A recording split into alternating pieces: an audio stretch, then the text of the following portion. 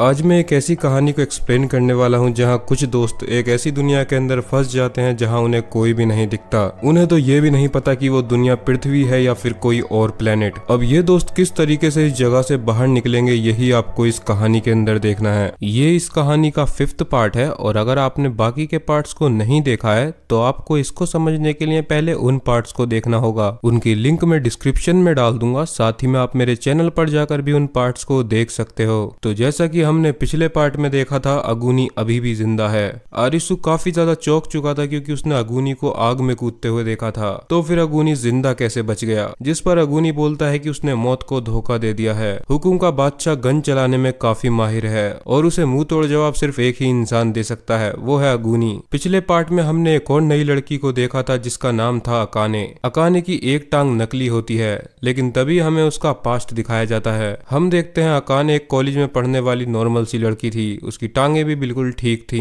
वो अपने कॉलेज से अपनी फ्रेंड्स के साथ वापस आ रही होती है लेकिन तभी उनकी नजर आसमान की तरफ जाती है। आसमान में आतिशबाजी हो रही थी जिसके बाद शहर के काफी सारे लोग गायब हो गए थे और ये दुनिया एक गेमिंग दुनिया बन गई थी। अकाने के साथ भी सभी की तरह हुआ था और वो भी गेमिंग की दुनिया में आकर पहला गेम खेलने गई थी। ये गेम होने वाला था एक फुटबॉल ग्राउंड के अंदर। इस गेम का नियम सिंपल था, इस गेम के अंदर कोई भी टाइम की लिमिट नहीं थी। गेम का नाम था उबलती मौत। इससे पहले कि अकाने कुछ समझ पाती, फुटबॉल ग्राउंड के नीचे से उबलता पानी निकलने लगता है। अकाने भागने लगती है और स्टेडियम टूटने की वजह से वो बेहोश हो जाती है। अकाने की जब आंख खुलती है तो वो देखती है उसके पैर में एक लोहे का सरिया घुस चुका है। वो हिम्मत करके किसी तरीके से उस सरिये को बाहर निकाल देती है और घिसटती हुई स्टेडियम से बाहर निकलने लगती है। अब सीन वापस से प्रेजेंट में शिफ्ट होता है। हम देखते हैं अगूनी के सामने टोपी वाला खड़ा होता है। हकीकत में टोपी वाला तो मर चुका है लेकिन अगूनी को वो कभी कभी दिखने लगता है। सीन शिफ्ट होता है अगले दिन पर। हम देखते हैं आरिसु और अकाने को। अकाने आरिसु को सेड्यूस कर रही होती है लेकिन तभी वहां पर अगूनी पहुंच जाता है। अगूनी बताता है कि इस समय उनका हुक्म के बादशाह पर ध्यान होना चाहिए क्योंकि पुराने टाइम में अगूनी एक सोल्जर हुआ करता था, इसीलिए उसे काफी सारी गन्स की नॉलेज थी। जंगल में ट्रैप किस तरीके से लगाते हैं उसे बहुत ही अच्छी तरीके से आता था, जिसके बाद वो अकाने और आरिसु की मदद से जंगल में ट्रैप बिछा देता है। वो लोग बैठकर हुक्म के बादशाह के आने का इंतजार करने लगते हैं लेकिन तभी सीन शिफ्ट होता है अकाने के पास्ट में। अकाने किसी तरीके से उस स्टेडियम से बाहर निकल जाती है और वो रगड़ते हुए किसी तरीके से एक हॉस्पिटल में पहुंच जाती है। उस हॉस्पिटल के अंदर एक डॉक्टर भी मौजूद था। अकाने डॉक्टर से मदद मांगती है कि उसके पैर में सरिया घुस चुका है और उसे जल्दी ही ठीक करना होगा। डॉक्टर उसके पैर को ठीक करने के लिए तो मान जाता है लेकिन उसके बदले अकाने को एक कीमत चुकानी होगी। अकाने के पास और कोई रास्ता नहीं होता, इसीलिए वो डॉक्टर के साथ इंटीमेट होती है। अब सीन दोबारा से प्रेजेंट में शिफ्ट होता है। हम देखते हैं ओसागी को। ओसागी और आरिसु बिछड़ चुके थे। ओसागी धीरे धीरे शहर की तरफ बढ़ रही थी।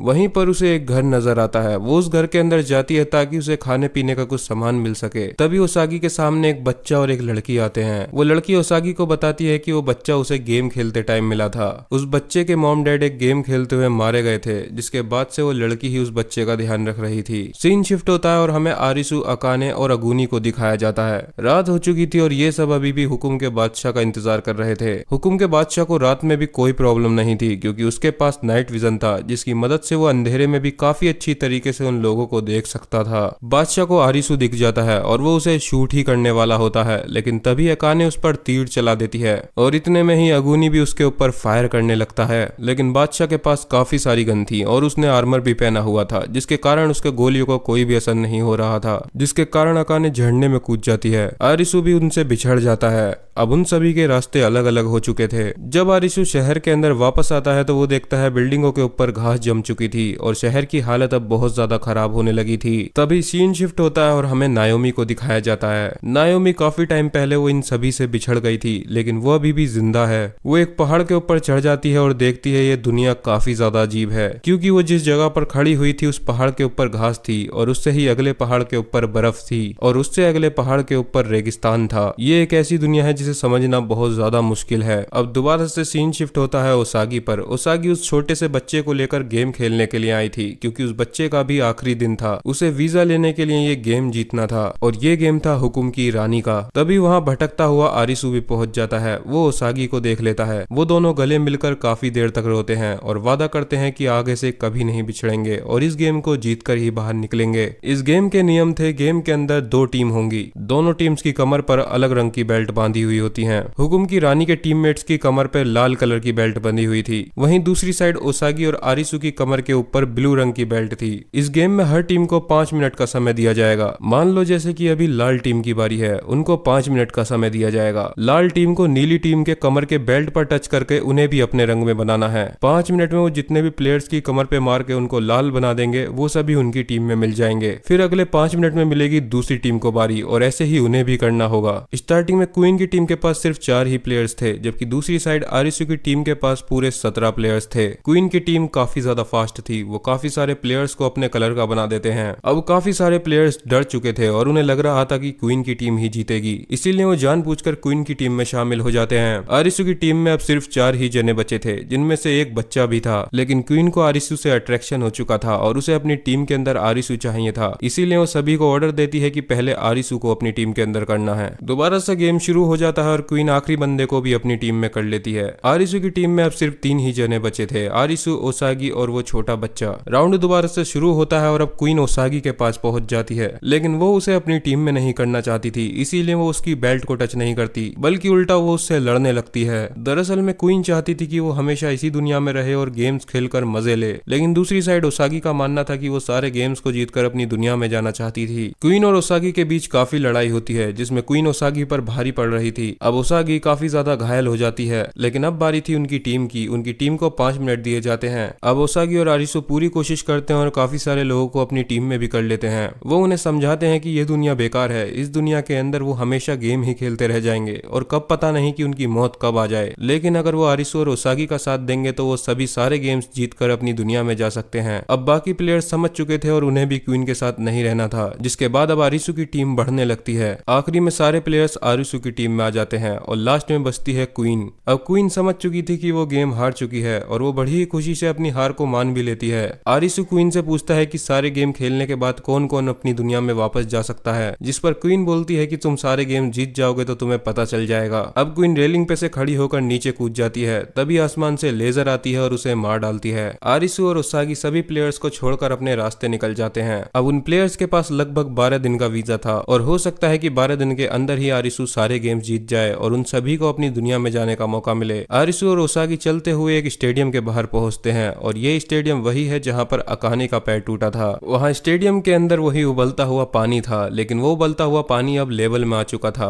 उसका टेम्परेचर थोड़ा बहुत गर्म था, लेकिन वो पानी नहाने लायक था, जिसके बाद ओसागी और आरिसु वहां नहाने लगते हैं। इतने सारे एपिसोड के बाद आरिसु और ओसागी फाइनली किस कर लेते हैं। सीन शिफ्ट होता है और अगले दिन हम क्वीना को देखते हैं। क्वीना पिछले पार्ट में आरिसु और ओसागी से अलग हो गई थी, क्योंकि उसे भी अलग कोने में जाकर किसी गेम को जीतना था। अब दोबारा से सीन शिफ्ट होता है और हमें दिखाया जाता है शंतारो को। शंतारो पहले भी एक गेम को जीत चुका है, अब वो दूसरा गेम खेलने के लिए आया हुआ है और ये गेम है ईट के बादशाह का। ये गेम एक कोर्ट के अंदर होने वाला था और इस गेम के अंदर टोटल 4 प्लेयर्स थे और 5वां प्लेयर था ईट का बादशाह। अब क्योंकि गेम उसी ने डिजाइन किया है तो वही गेम्स के रूल बताता है। इस गेम के अंदर भी कोई भी टाइम लिमिट नहीं थी। इस गेम के नियम थे, इनके सामने एक टैबलेट रखी गई थी। उस टैबलेट के अंदर 0 से लेकर 100 तक नंबर बने हुए थे। वो लोग उनमें से कोई सा भी नंबर चूज कर सकते हैं। फिर उनके चूज किए हुए नंबर्स का एवरेज निकाला जाएगा और उस एवरेज को 0.8 से मल्टीप्लाई किया जाएगा। फिर फाइनल में जो नंबर निकल के आएगा और हर प्लेयर ने जो भी नंबर 0 से 100 में चूज किया था, अगर उसका चूज किया हुआ नंबर उस फाइनल एवरेज नंबर के करीब हुआ तो उसका कोई पॉइंट माइनस नहीं होगा, लेकिन अगर उसका नंबर उस एवरेज नंबर से दूर हुआ तो उसका 1 पॉइंट माइनस होगा। और अगर किसी प्लेयर के -10 पॉइंट्स हो जाते हैं तो उनके ऊपर एक तराजू रखी हुई थी, उस तराजू के अंदर सल्फ्यूरिक एसिड भरने लगेगा, वो उनके सिर पर गिर जाएगा, जिसके कारण उनकी जलने से मौत हो जाएगी। अब गेम शुरू हो जाता है और सभी लोग अपने अपने नंबर चूज कर लेते हैं। उन सभी के चूज किए गए नंबर का एवरेज निकलता है 16.6 और फिर उसको मल्टीप्लाई कर दिया जाता है 0.8 से। अब फाइनल नंबर आ चुका था 13.28। उस नंबर के करीब सिर्फ ईट का बादशाह ही था और बाकी लोगों के नंबर काफी दूर आए थे, जिसकी वजह से उन सभी के 1-1 पॉइंट माइनस हो जाते हैं। अब एक एक कर सभी लोग हारने लगते हैं और उनके नंबर्स माइनस में जा रहे थे। सबसे पहले वहीं बैठे हुए एक लड़के के नंबर्स -10 हो जाते हैं। उसके सर पर सल्फ्यूरिक एसिड गिरा दिया जाता है और उसकी मौत हो जाती है। उसके बाद वहीं पर एक और आदमी बैठा हुआ था, उसके नंबर्स भी -10 चले जाते हैं और उसके ऊपर भी सल्फ्यूरिक एसिड गिरा दिया जाता है। अब शंतारो और एक लड़की और ईट का बादशाह ही बचता है। अब उस लड़की के भी -10 पॉइंट्स हो चुके थे और उसके ऊपर भी सल्फ्यूरिक एसिड गिरता है और वो भी मर जाती है। आखिरी में बचे थे शंतारो और ईट का बादशाह। अब क्योंकि 2 लोग बचे थे इसीलिए इस गेम के अंदर एक और रूल ऐड हो चुका था। इस रूल के अंदर अगर उन दोनों में से कोई भी 0 नंबर चूज करता है तो उसका 1 माइनस पॉइंट हो जाएगा। वहीं दूसरा अगर 100 नंबर चूज करता है तो उसका +1 पॉइंट होगा। तभी हमें शिंतारो की पास्ट लाइफ दिखाई जाती है जहाँ पर वो पहले एक डॉक्टर हुआ करता था। जहाँ हम देखते हैं शिंतारो एक छोटे बच्चे का इलाज कर रहा होता है, लेकिन उसकी मॉम के पास इतने पैसे नहीं थे कि वो अपने बच्चे का इलाज करवा पाए। शिंतारो को उस पर दया आ जाती है और वो हॉस्पिटल के फंड्स की मदद से उस बच्चे का इलाज करना चाहता था। लेकिन शिंतारो के सीनियर उसे बताते हैं कि उस सिटी के सीएम का बच्चा भी बीमार है और सीएम के बच्चे को भी उसी ट्रीटमेंट की जरूरत है जो उस गरीब बच्चे को है, इसीलिए पहले तुम्हें सीएम के बच्चे का इलाज करना होगा। जिस पर शिंतारो बोलता है लेकिन वहाँ पहले वो गरीब बच्चा आया था। ना चाहते हुए भी शिंतारो को सीएम के बच्चे का इलाज करना पड़ता है और वो गरीब बच्चा मारा जाता है। शिंतारो इन पलों को याद कर रहा था क्योंकि उसे नहीं पता था कि कब वो मारा जाए। अब सीन शिफ्ट होता है और हमें ईट के बादशाह का पास्ट दिखाया जाता है। ये वो टाइम है जब ये सभी लोग रिजॉर्ट में रहा करते थे। हम देखते हैं कि ईट का बादशाह भी रिजॉर्ट में ही रहता था, जहाँ उसकी बात होती है मोमोगा से। मोमोगा को आपने पिछले पार्ट्स में भी देखा है। ये उस समय की बात होती है जब मोमोगा अगली ही रात मरने वाली थी। अब क्योंकि मोमोगा भी इस गेम की डेवलपर थी इसीलिए वो नहीं चाहती थी कि वो और गेम को डिजाइन करे और उसकी वजह से काफी लोग मारे जाएं। इसीलिए उसने चूज किया था कि वो अगले दिन मर जाएगी। जिस पर वो ईट के बादशाह से पूछती है कि अगर आपको दुनिया को बचाने का मौका दिया जाए तो क्या आप उस मौके को चुनोगे। अब सीन दोबारा से प्रेजेंट में आता है जहाँ ईट का बादशाह डिसाइड करता है कि वो हर बार 0 नंबर चूज करेगा ताकि वो गेम हार जाए और मर जाए, क्योंकि अगर वो गेम जीत गया तो इसके बाद भी उसे हराने के लिए और 4 प्लेयर्स आएंगे और उन 4 प्लेयर्स को भी मरना पड़ेगा। लेकिन अब वो किसी को मरते हुए नहीं देखना चाहता था क्योंकि उसके मरने के बाद ये गेम खत्म हो जाएगा। अब हर बार ऐसा ही होता है। शिंतारो 100 नंबर चूज करता है और वो ईट का बादशाह 0 नंबर चूज करता है, जहाँ ईट के बादशाह के -10 नंबर हो जाते हैं और उसके ऊपर सल्फ्यूरिक एसिड गिरता है जिससे उसकी मौत हो जाती है। अब शिंतारो इस गेम को जीत जाता है, यानी कि ईट के बादशाह का गेम भी वो लोग जीत चुके थे। सीन शिफ्ट होता है और हमें अकाने को दिखाया जाता है। अकाने अगूनी की बॉडी के पास बैठी हुई थी। उसे लग रहा था कि हुकुम के बादशाह के हमले से अगूनी मारा गया है। इस बात पर उसे बहुत गुस्सा आता है और वो हुकुम के बादशाह को मारने के लिए निकल पड़ती है। सीन शिफ्ट होता है और हमें दिखाया जाता है निरागी को। निरागी अभी भी मरा नहीं था। दूसरी साइड नायोमी भी एक गेम खेलने के लिए जाती है और वहां उसे क्वीना मिल जाती है। ऐसे ही करते करते वो लोग काफी सारे गेम खेलते हैं और काफी सारे गेम को जीत भी जाते हैं। आखिर में अब सिर्फ दिल की बेगम और हुकुम का बादशाह बचे थे। वहीं दूसरी साइड आरिशु शहर में ही घूम रहा था। उसे वहीं पर पड़ी हुई एक गन मिल जाती है और उसके अंदर गोलियां भी थी, लेकिन तभी उसके पास पहुंच जाता है शिंतारो। इतने में ही वहां पर निरागी भी पहुंच जाता है। दरअसल में निरागी को लास्ट स्टेज का कैंसर था, इसीलिए वो मरने वाला था, लेकिन मरने से पहले वो चाहता था कि आरिशु और चिश्या यानी कि शिंतारो को मार डाले। वहीं दूसरी साइड अब शिंतारो की भी जीने की कोई चाह नहीं बची थी, क्योंकि वो गेम जीतता है और काफी सारे लोग हारते हैं, जिसकी वजह से वो सभी तो मर जाते हैं लेकिन शिंतारो बच जाता है। इसीलिए अब वो गेम नहीं खेलना चाहता। वो सिर्फ अपने वीजा एक्सपायर होने का इंतजार करेगा और जैसे ही उसका वीजा एक्सपायर हो जाएगा तो वो भी मर जाएगा। इतने में ही निरागी शिंतारो के ऊपर गोली चला देता है और वो गोली शिंतारो के पेट में लग जाती है। वहाँ उसागी पहुंच जाती है और निरागी उसके ऊपर गोली चला देता है, लेकिन शिंतारो उस गोली को अपने सीने पर ले लेता है, जिसकी वजह से अब वो मरने वाला था। उसागी काफी ज्यादा परेशान थी और वो बोल रही थी कि शिंतारो को वो किसी भी तरीके से बचा लेंगे। इससे पहले कि वो शिंतारो का इलाज करते तभी वहां पर हुकुम का बादशाह पहुंच जाता है और उसके आगे आगे वहां की बची हुई पब्लिक भी आ रही थी। वो सभी के ऊपर गोलियां चलाने लगता है और काफी सारे लोगों को मार डालता है। तभी हुकुम के बादशाह का मास्क जल जाता है और हमें उसका फेस दिखाया जाता है। वो पहले एक सोल्जर हुआ करता था और साथ ही में एक स्पेशली ट्रेंड किलर। आरिशु और उसागी एक जगह पर छुप जाते हैं और वहाँ उन्हें नायोमी और क्वीना भी मिल जाती है। तभी वहाँ पर अगूनी भी पहुंच जाता है और अकाने भी वहीं थी। वो सभी मिल चुके थे और डिसाइड करते हैं कि किस तरीके से हुकुम के बादशाह को मारा जाए। कुछ टाइम पहले आरिशु को शिंतारो ने एक बॉम्ब दिया था, लेकिन उस बॉम्ब के अंदर काफी कम गैस थी। आरिशु दिमाग चलाता है और वो बोलता है कि किसी तरीके से उन्हें उस बॉम्ब के अंदर गैस भरनी होगी। वो सभी लोग हुकुम के बादशाह का ध्यान भटकाने के लिए जाते हैं और आरिशु उस बॉम्ब में गैस भरने के लिए जाता है। नायोमी हुकुम के बादशाह के ऊपर गोली चलाती है, लेकिन उसका उस पर कोई असर नहीं होता क्योंकि उसने काफी हाई लेवल की वेस्ट पहनी हुई थी। तभी उसके ऊपर क्वीना हमला करती है, लेकिन उसके हमले का भी उस पर कोई असर नहीं होता। अगूनी उससे 1 to 1 फाइट करने के लिए जाता है, लेकिन उसकी भी बहुत बुरी हालत हो जाती है। अब नायोमी के भी गोलियां लग चुकी थी और साथ ही में क्वीना के भी गोलियां लग चुकी थी। लड़ते टाइम उसागी की टांग में भी चाकू लग गया था, यानी कि वो सभी घायल पड़े हुए थे।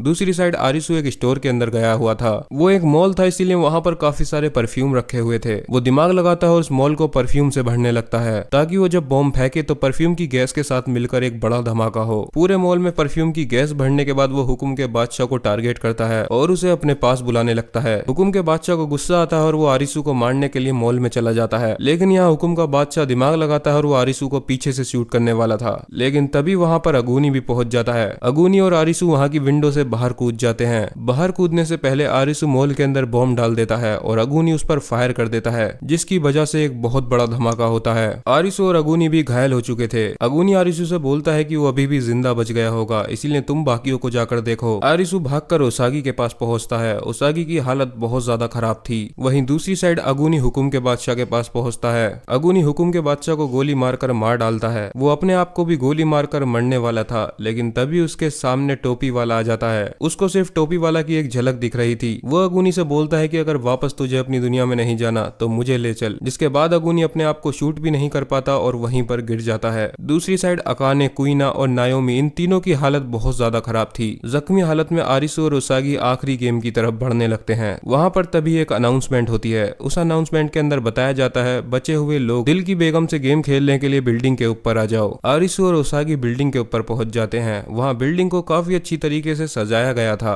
उनके सामने खड़ी होती है दिल की बेगम। इस गेम की भी कोई लिमिट नहीं थी। इस गेम के अंदर उन्हें एक बॉल गेम खेलना था, जिसके लिए आरिसू को दिल की बेगम के साथ 3 राउंड का गेम खेलना होगा। अब चाहे उन 3 राउंड के अंदर वो हारे या फिर जीते, उससे कोई फर्क नहीं पड़ता, लेकिन उसे गेम को पूरा करना होगा। अगर उसने गेम पूरा कर दिया तो वो ये गेम जीत जाएगा। जैसा कि ये दिल का गेम था और देखने में भी ये गेम बहुत ज्यादा सिंपल लग रहा था। ना तो इस गेम में किसी को मरना था और ना ही दूसरे को मारना था, लेकिन जैसा कि इस गेम की कोई भी टाइम लिमिट नहीं थी और ओसागी के पास भी अब ज्यादा टाइम नहीं बचा था, क्योंकि उसकी कंडीशन काफी ज्यादा खराब थी। अब दिल की बेगम और आरिसू गेम खेलने लगते हैं, लेकिन गेम खेलने में बहुत ज्यादा समय लग रहा था और ओसागी के पास इतना समय नहीं था। दिल की बेगम भी जानबूझकर उस गेम को बहुत ही ज्यादा धीरे खेल रही थी। अब दिल की बेगम आगे का राउंड नहीं खेलना चाहती थी। वो थोड़ी देर बैठकर चाय पीना चाहती थी, इसीलिए वो आराम से बैठ जाती है। जैसा कि इस गेम का कोई भी रूल नहीं था, तो ये रूल के अंदर ही नहीं था। वो बैठकर आराम से चाय भी पी सकती है। आरिसू दिल की बेगम से पूछता है कि क्या इस गेम को खत्म करने के बाद हम अपनी दुनिया में वापस जा पाएंगे। दिल की बेगम आरिसू से बोलती है कि ये सच्चाई तुम्हारे लिए हजम करनी बहुत ज्यादा मुश्किल है। वो आरिसू से बोलती है कि क्या हो अगर मैं तुमसे बोलूं कि हमारी दुनिया 1000 साल बाद आ चुकी है और हम लोगों को कंट्रोल एआई कर रहा है। आरिसू को इन बातों पर यकीन नहीं हो रहा था। दरअसल में दिल की बेगम भी सिर्फ उनका टाइम वेस्ट कर रही थी, क्योंकि इस गेम के अंदर दिल की बेगम को टाइम ही वेस्ट करना है। अब दिल की बेगम आरिसू से बोलती है कि मैं तुम्हें दुनिया की सबसे बड़ी सच्चाई बताने जा रही हूँ, जहाँ वो उसे बताती है कि ये उस समय की बात है जब तुम अपने दोस्तों के साथ रोड पर मस्ती कर रहे थे। तभी आसमान में आतिशबाजी होने लगी, जिसकी वजह से तुम्हारा ध्यान आसमान में चला गया, जिसकी वजह से आरिसू के दोनों दोस्त एक्सीडेंट में मारे गए और आरिसू बच गया। लेकिन इस सदमे को वो बर्दाश्त नहीं कर पाया, इसीलिए उसका देखभाल डॉक्टर करने लगे और वो डॉक्टर और कोई नहीं बल्कि दिल की बेगम ही है। जहाँ वो दिल की बेगम एक डॉक्टर बनी हुई थी और आरिसू एक पेशेंट बना हुआ था, जहाँ वो आरिसू से बता रही होती है कि तुम ये सारी दुनिया अपने दिमाग के अंदर बना रहे हो, जबकि असल में तो तुम अपनी दुनिया में ही हो। तभी आरिसू बोलता है कि ऐसा नहीं हो सकता, क्योंकि उस दुनिया के अंदर सभी लोगों के खून भी निकल रहा था, यानी कि वो दुनिया असली दुनिया थी। तभी उस रूम के अंदर ओसागी भी पहुंच जाती है। डॉक्टर बताती है कि ये लड़की भी एक्सीडेंट में घायल हो गई थी और ये भी अपनी यादाश्त भूल गई, लेकिन असलियत में ये भी हकीकत नहीं थी, क्योंकि दिल की बेगम सिर्फ उनके दिमाग के साथ गेम खेल रही थी। तभी ओसागी आरिसू को पकड़कर बताने लगती है कि ये सच्चाई नहीं है, तुम अभी भी हकीकत में उसी दुनिया के अंदर फंसे हुए हो। लेकिन आरिसू को लग रहा था कि यही सच्चाई है, ये सब उसके मन के ख्याल थे। ओसागी उसे उठाने की काफी कोशिश करती है, यहाँ तक कि वो अपने हाथ को भी काट लेती है, लेकिन तभी आरिसू की आंख खुल जाती है और वो वापस उसी दुनिया में पहुंच जाता है जहाँ उसके सामने दिल की बेगम खड़ी थी, यानी कि वो अभी तक उनके दिमाग से खेल रही थी। अब समय काफी निकल चुका था और अब तो ओसागी का हाथ भी कट चुका था। अब आखिर में 3rd राउंड चलता है और 3rd राउंड को खत्म होते होते रात हो जाती है। अब क्योंकि आरिसू ने इस गेम को 3 लगातार राउंड तक खेल लिया था, तो वो जीत चुका था। दिल की बेगम हार जाती है और उसको लेजर से मार दिया जाता है। अब सारे गेम खत्म हो चुके थे। तभी आसमान से आवाज आती है कि क्या आप इस दुनिया में रहना चाहते हो या फिर नहीं। वहीं दूसरी साइड घिसटते हुए अकाने अगूनी के पास पहुंच जाती है। वो दोनों साथ में बोलते हैं कि हमें ये दुनिया मंजूर नहीं। वहीं शंतारो भी बोलता है कि मुझे ये दुनिया मंजूर नहीं। उसी के पास निरागी भी लेटा हुआ था, वो भी बोलता है कि उसे ये दुनिया मंजूर नहीं। तभी हमें उन 2 लड़कों को दिखाया जाता है जो शंतारो के साथ जेल में गेम खेलने के लिए आए थे। वो दोनों बच गए थे। वो बोलते हैं वो इसी दुनिया में रहना चाहते हैं। वहीं दूसरी साइड कुइना बोलती है उसे भी ये दुनिया मंजूर नहीं। आखिर में आरिसू और ओसागी भी बोलते हैं कि उन्हें ये दुनिया मंजूर नहीं। तभी कहानी शिफ्ट होती है सीजन 1 के एपिसोड 1 पर। ये वो टाइम है जब आरिसू अपना घर छोड़कर वहाँ से भाग चुका था। तभी वहाँ उसके दोनों फ्रेंड्स भी पहुंच जाते हैं और वो सब मिलकर रोड पर ही मस्ती करने लगते हैं। वहीं वहीं हम देख सकते हैं कि उस टाइम पर वहां पर ओसागी भी खड़ी हुई थी। भीड़ के अंदर हमें सभी मेन कैरेक्टर्स को दिखाया जाता है जो कि अभी तक मेन रहे हैं, जैसे कि हम नायोमी को भी देख सकते हैं, हमें टोपी वाला और अगुनी को दिखाया जाता है, वहीं पर क्वीना भी थी, साथ ही में शंतारो भी, वहीं पर अपनी कॉलेज फ्रेंड्स के साथ अकाने भी खड़ी हुई थी, वहीं पर हम निरागी को भी देख सकते हैं।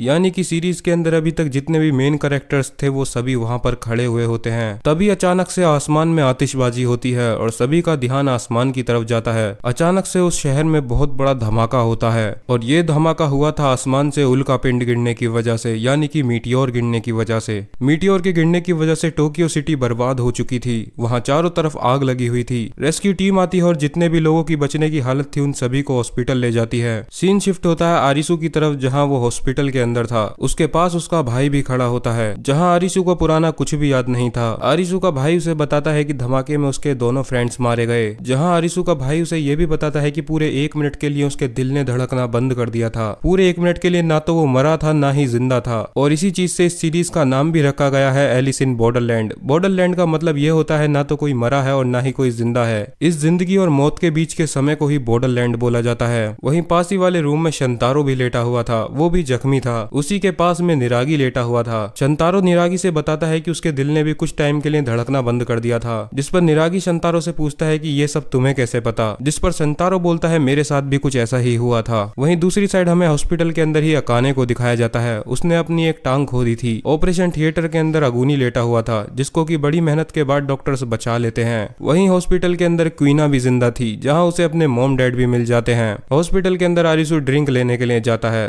तभी वहां उसे ओसागी मिल जाती है। ओसागी और आरिसु एक दूसरे को नहीं पहचान पाते, जिसके बाद आरिसु ओसागी से बोलता है कि शायद हम पहले कहीं मिल चुके हैं, लेकिन ओसागी मना कर देती है। यहाँ आरिसु और ओसागी एक दूसरे से अट्रैक्ट हो जाते हैं और बातें करने लगते हैं। यानी कि जितने भी लोगों ने इस दुनिया में आना चुना था वो सभी बच चुके थे। एंड में हमें एक टेबल पर जोकर का कार्ड रखा हुआ दिखाया जाता है। इसी के साथ यहीं पर ये सीरीज खत्म हो जाती है। अब मैं आप लोगों को इस सीरीज के काफी सारे डाउट्स क्लियर कर देता हूँ। दरअसल में आरिसु ने अभी तक जितनी भी स्टोरी देखी वो सभी स्टोरी उसने 1 मिनट के बॉर्डरलैंड के अंदर देखी थी। यानी कि जब उसके दिल ने धड़कना बंद कर दिया था तभी उसके 1 मिनट के अंदर ये सारी कहानियां बन गई थी। अब पहले से ही उसे गेमिंग का इंटरेस्ट तो था ही, इसीलिए उसके मन में सारे गेमिंग के ख्याल ही आए। धमाके के अंदर जितने लोग बच गए थे वो सभी गेम के अंदर भी बच गए थे। लेकिन ये पहली साइड है। दूसरी साइड ये भी हो सकती है कि अभी भी गेम खत्म नहीं हुए हैं, क्योंकि उन सभी के सामने अभी तक जोकर का कोई गेम नहीं आया था। और यही चीज सीरीज के एंड में भी दिखाई गई है, जहां हमें शिंतारो की बातों से भी पता चल रहा था कि वो सभी भी 1 मिनट के लिए बॉर्डरलैंड के अंदर ही थे। लेकिन ऐसा नहीं हो सकता कि सभी लोग 1 मिनट के अंदर बॉर्डरलैंड के अंदर हों। तो हो सकता है इस कहानी का दूसरा भी कोई रीजन हो। अभी तक वो सभी लोग गेम के अंदर ही हों, लेकिन अभी तक इस सीरीज का तीसरा सीजन नहीं आया है। तीसरे सीजन की शूटिंग जून में स्टार्ट हो सकती है और हमें जल्दी ही सीजन 3 देखने को मिलेगा। तो अगर आपको ये पूरी सीरीज पसंद आई हो तो आप मेरी वीडियो को लाइक कर सकते हो और मेरे चैनल को सब्सक्राइब कर सकते हो, ताकि मैं ऐसी ही इंटरेस्टिंग स्टोरीज लाता रहूं।